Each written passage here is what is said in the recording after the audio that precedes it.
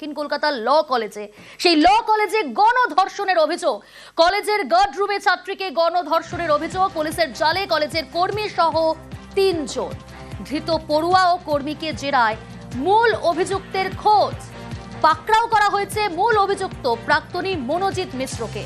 ঘটনাটা ঠিক কি ঘটেছে আরো ডিটেল আপডেট আপনাদের দেব। 2 প্রতিনিধি আমার সঙ্গে সরাসরি রয়েছে, একদিকে অমিত রয়েছে আমার সঙ্গে, অপরদিকে সোমরাজ রয়েছে। আমি প্রথমেই অমিত, তোমার কাছে জানতে চাইবো ঘটনা ঠিক কি ঘটেছে এবং চাপে পড়ে নাকি কোনো প্রলোভন দেখিয়ে ডাকা হয়েছিল ওই তরুণীকে? দেখো, প্রথম থেকে যে অভিযোগটা বারবার যেটা উঠে আসছে যে কলেজের ভেতরে এই গণধর্ষণের অভিযোগ কার দিকে? মনোজিৎ মিশ্র, যিনি হচ্ছে এই কলেজের প্রাক্তনী এবং বর্তমানে এই কলেজের অস্থায়ী কর্মী হিসেবে কাজ করেন। সঙ্গে কাদের নিলেন? এই কলেজের পড়ুয়াদের। ঘটনা হচ্ছে 25 তারিখ সকাল দুপুর 12টা নাগাদ নির্যাতিতা তরুণী কলেজে আসেন পরীক্ষার ফর্ম ফিল আপ করবেন বলে, এবং তারপরে ফর্ম ফিল আপ হয়ে গেলে ইউনিয়ন রুমে যান এবং ইউনিয়ন রুমে আরও বেশ কিছু পড়ুয়া সেই সময় ছিল এবং সেখানে এই মনোজিৎ মিশ্রা এবং অপর যে অভিযুক্ত যারা ছিলেন তারাও কিন্তু ইউনিয়ন রুমে আসে। সেখানে কিছুক্ষণ কথা বলার পর বিকেল 4টে নাগাদ যখন এই তরুণী বাড়ি যাবার উদ্দেশ্যে কলেজ থেকে বেরিয়ে যাচ্ছেন তখন আবারও তাকে ডেকে পাঠানো হয় ভেতরে, এবং তাকে ডেকে পাঠিয়ে তার সাথে আবারও এই মনোজিৎ মিশ্রা এবং অপর যারা অভিযুক্তরা রয়েছেন তারা কথা বলতে শুরু করেন। সেই সময় ইউনিয়ন রুমে আরও বেশ কিছু পড়ুয়া ছিল এবং সন্ধ্যে নামলে তারা যখন আবারও বেরিয়ে যান তখন আবারও এই নির্যাতিতাকে আটকানো হয় এবং সন্ধ্যে 7টার পর থেকে এই নির্যাতিতার উপর প্রেশার দেওয়া শুরু হয় এবং বল প্রয়োগ করা শুরু করে এবং অবশেষে গার্ডের যে গার্ড রুম রয়েছে সেখানেই নির্যাতিতাকে গণধর্ষণ করা হয় এবং মনোজিতের সঙ্গে ছিলেন অপর তার পড়ুয়ারা। এবং কসবা থানাতে এসে লিখিতভাবে অভিযোগ জানানোর পর পুলিশের তরফে ইনভেস্টিগেশন শুরু হয়েছে। তৎক্ষণাৎ মহিলাকে মেডিকেল করানো হয় পুলিশের তরফে এবং ঘটনা সম্পর্কে তার স্টেটমেন্ট নেওয়া এবং এই মুহূর্তে পুলিশের তদন্ত শুরু হয়। 3 জনকে কিন্তু গ্রেপ্তার করা হয়েছে ইতিমধ্যে এবং নিজেদের কাস্টাডিতে পেয়েছে পুলিশ। অমিত, তুমি সঙ্গে থাকো, তোমার কাছে ফিরবো আবার। অভিযুক্তের আইনজীবী এবং সরকারি আইনজীবী তারা কি জানিয়েছেন আগে শোনাই আপনাদের।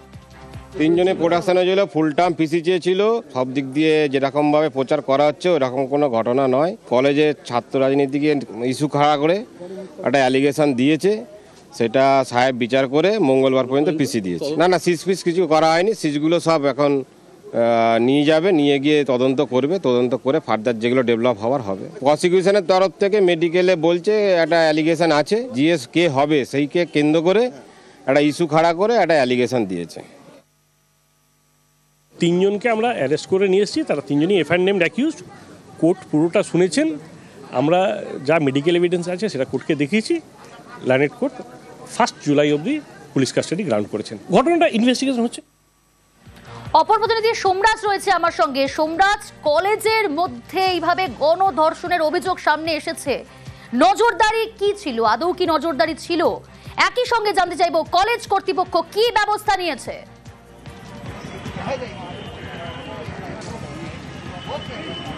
দেখো, প্রথমত কলেজ কর্তৃপক্ষের গোটা বিষয়টি নজরেই ছিল না বলে কলেজ কর্তৃপক্ষের তরফে দাবি হিসাবে উঠে এসেছে। কলেজের ভাইস প্রিন্সিপাল বারবারই জানাচ্ছেন যে 25 তারিখের ঘটনা হলেও তারা আজকে জানছেন বিভিন্ন সংবাদ মাধ্যমের তরফে এবং পুলিশের তরফে তাকে জানানো হয়েছে। তারা কিন্তু গতকাল পর্যন্ত গোটা ঘটনাটি সম্পর্কে জানতে পারেনি, তাদের কাছে কোনো লিখিত অভিযোগও আসেনি।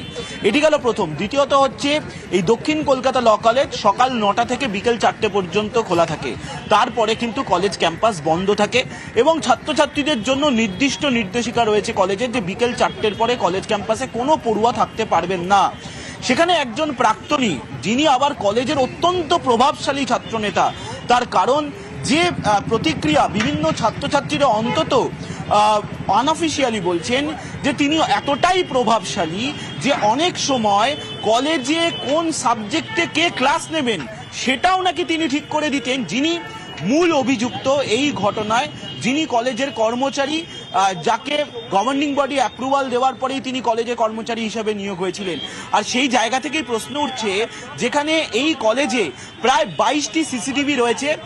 তোমাকে দেখাবো যে এই যে কলেজ ক্যাম্পাস, এই কলেজ ক্যাম্পাসের মূল গেট থেকে শুরু করে ইউনিয়ন রুম পর্যন্ত, এই যে কলেজের গ্রাউন্ড ফ্লোর এবং তার সাথে 1st ফ্লোর 2nd ফ্লোর, অর্থাৎ যেখানে প্রিন্সিপালের রুম রয়েছে 2nd ফ্লোর, ভাইস প্রিন্সিপালের রুম রয়েছে, ফ্যাকাল্টিদের রুম রয়েছে, এই যে সোমরাজ, তোমার কথা এই যে 22টি সিসিটিভি ফুটেজ, সেই সিসিটিভি ফুটেজই এখন খতিয়ে দেখছে। তার কারণ কলকাতা ফরেনসিক ডিপার্টমেন্টের নজর থাকবে আমাদের। সোমরাজ, পুলিশ ডিপার্টমেন্ট থেকে লোক এসেছিল, ম্যাডাম বলেছে কলেজকে জানানো আছে, তো আমরা দরজাটা খোলার পর দুটো রুম সিল হয়েছে। উনি আমাদের কলেজে পিওরলি টেম্পোরারি জিবির ডাইরেকশনে একটা স্টাফ হিসেবে আছেন। আরো দুজন আছে মাস ছয়েক সাথে, ও অফিসের কাজ করতে, মানে অফিসের মানে খাতাপত্র এইসব দেখতে। আমার জিবি করা আছে, যে রুলস আছে 9টা থেকে 4টে ভিসিআই এর নর্মসে আমার ক্লাস আওয়ার্স আছে, কিন্তু কোনোদিনই আমরা এইসব সায় দিই। জিবি প্রেসিডেন্ট উনি বলেছেন সোমবার দিন এসে ড্রাস্টিক স্টেপ নেবে, যা ব্যবস্থা যা আইনত তাই হবে। যত আপন যত ছাত্র যা থাকুক, সে যদি নিজেও থাকে আমাদের আইনত যা হবে। সেদিনকে ছুটিতে ছিলাম, আমি অর্ডার দিতে আমি জানি না আপনার জায়গায় ওই দিন আমি জানি কিচ্ছু জানি না। আমি আজকে গেট কিপারের কোনো দায়িত্ব নেই। আমি আবারও যাব, অমিত রয়েছে আমার সঙ্গে। অমিত, এই ঘটনায় এখনো পর্যন্ত পুলিশ কি কি ব্যবস্থা নিয়েছে, কি কি পদক্ষেপ নিয়েছে? ঘটনা 25 তারিখের 26 তারিখ পুলিশের কাছে লিখিতভাবে অভিযোগ হয়। তারপরে তৎক্ষণাৎ কিন্তু পুলিশের তরফে প্রথম পদক্ষেপ হিসেবে মহিলার মেডিকেল করানো এবং তারপরে যে অভিযুক্ত যারা রয়েছে তাদেরকে চিহ্নিত করা, তাদেরকে গ্রেপ্তার করা, তাদের ফোন বাজেয়াপ্ত করার কাজ কিন্তু ইতিমধ্যেই সম্পন্ন হয়েছে।